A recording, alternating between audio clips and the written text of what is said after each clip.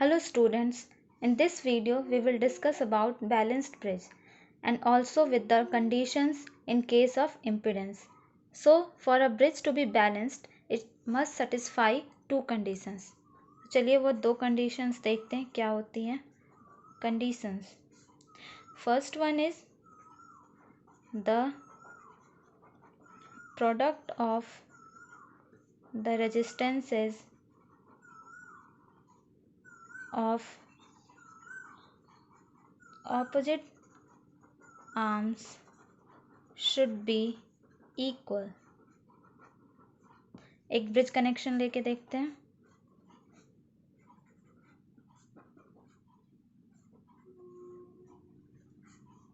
This is R1, this is R2, this is R3, this is R4 and this is R5. Assume the node voltage of this point is VA, this is VB, VC and VD and current flowing through R5 resistor is ICD. तो पहले condition क्या बोल रही है? The product of resistances of opposite arms means R1 into R4 and R2 into R3 should be equals. तो पहली condition से हमारी क्या आती है? R1 into R4 is equals to R2 into R3. अब दूसरी कंडीशन देखते हैं. Second condition is VC equals to VD. That is this the node voltage of this point and this point is should be equal, and ICD, that is the current flowing through this resistor, must be 0. So while solving the problem of equivalent resistance in case of balanced bridge, there will be no current through this R5 resistor, so we can simply neglect it. Now अब impedance के case पे आते हैं. सबसे पहले जानते हैं what is impedance.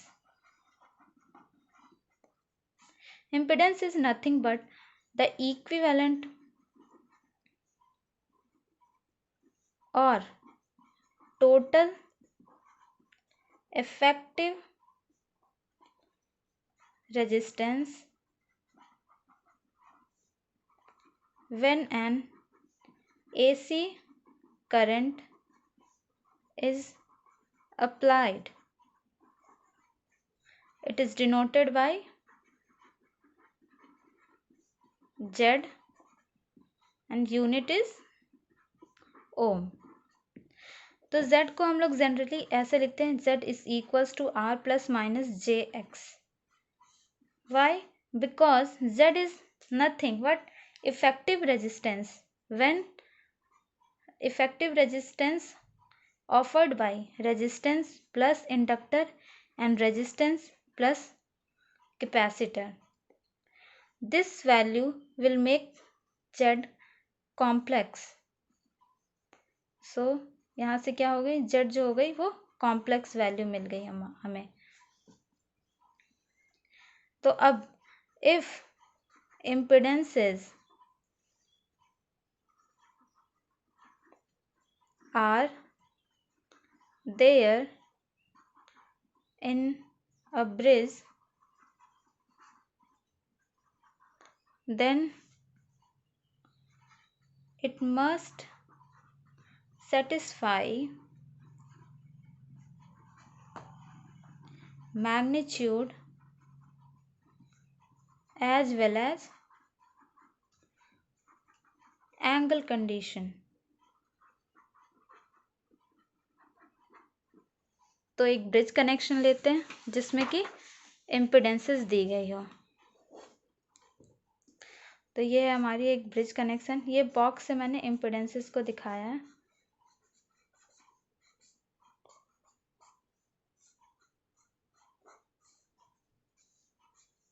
This is Z1, this is Z2, Z3, Z4 and Z5.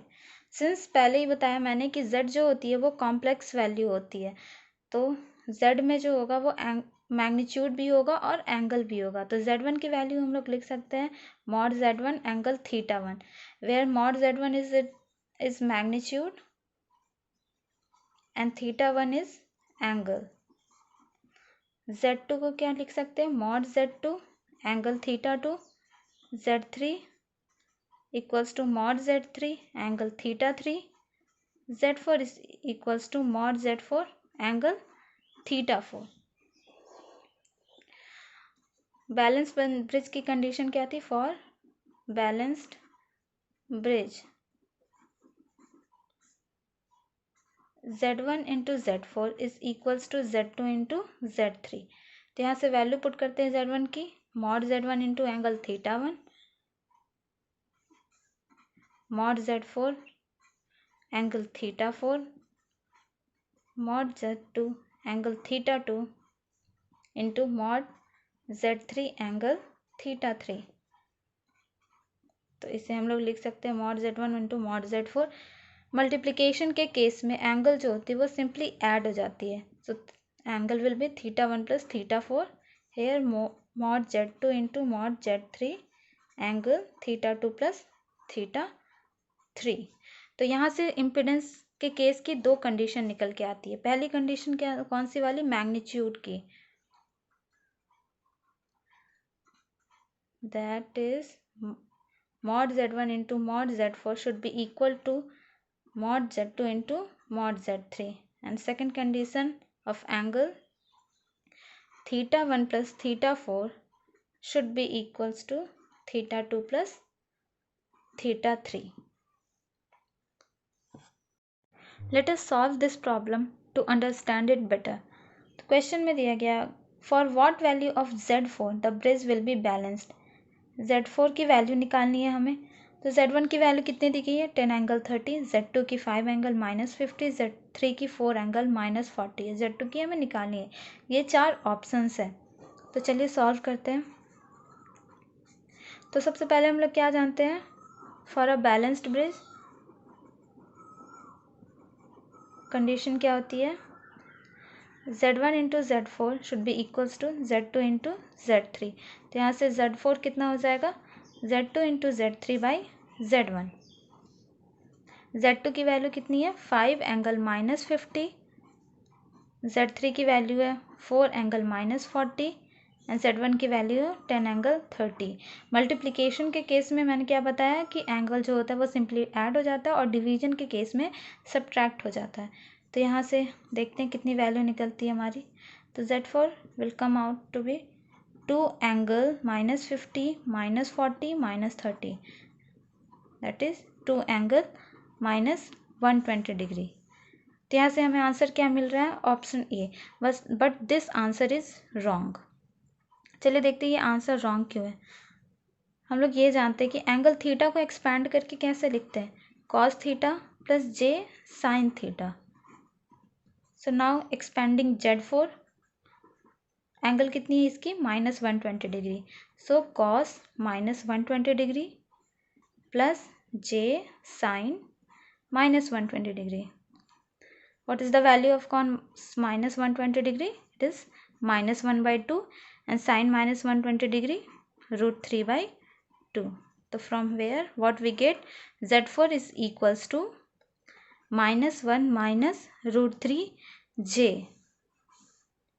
मैंने पहले क्या बताया था कि Z को कैसे लिखते हैं हम लोग? R plus minus jx. तो from comparing these two values what we get? R is equals to -1, which is not possible. Why? Because resistance can never be negative.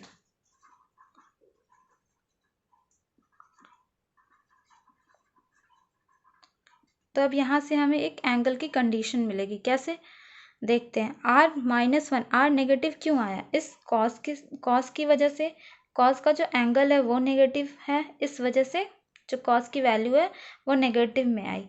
मतलब कि अगर हम लोग कॉस का ग्राफ देखें तो वो कैसा होता है? ऐसा। ये कॉस की जो वैल्यू होती है वो पॉजिटिव कितने इंटरवल पे होती है? -90 से लेके 90 के बीच में। तो यहाँ से क्या बोल सकते हैं? अगर कॉस की वैल्यू -90 से 90 के बीच में रहेगी तो ये वैल्यू हमेशा पॉजिटिव आएगी, और ये वैल्यू पॉजिटिव आएगी तो यानी आर की वैल्यू पॉजिटिव आएगी, तो हमारा जो आंसर होगा वो वैलिड होगा। तो यहाँ से क्या मिलता है हमें कि theta must lie between -90 to 90। This is called valid impedance angle range. Now you can verify that minus 120 degree is out of range, मतलब थीटा माइनस 120 डिग्री इस रेंज में नहीं आ रही है. सो हमारा आंसर ये नहीं होगा और जो आंसर होगा हमारा वो नन ऑफ दीज हो जाएगा. Thank you.